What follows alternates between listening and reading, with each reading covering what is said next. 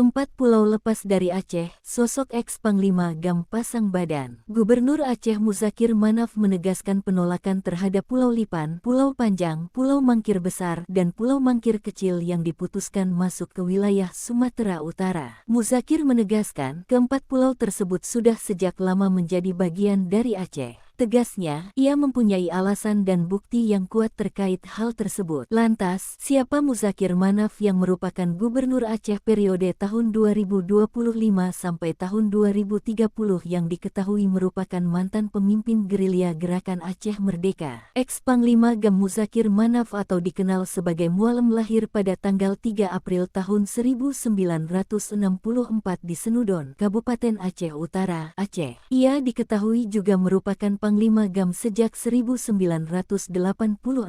Muzakir Manaf menjadi Panglima tertinggi militer GAM setelah gugurnya Abdullah Syafi'i. Setelah perjanjian damai Helsinki, GAM dibubarkan pada tanggal 27 Desember tahun 2005 dan Muzakir tidak lagi menjadi Panglima. Usai GAM bubar, ia berperan dalam transisi politik Aceh dengan menjadi Ketua Komite Peralihan Aceh. Setelah itu, Muzakir mendirikan Partai Aceh pada 2007. Dalam karir politik, ia merupakan Ketua Umum Partai Aceh sejak 2007. Muzakir sendiri terpilih sebagai Wakil Gubernur Aceh untuk periode tahun 2012 sampai tahun 2017.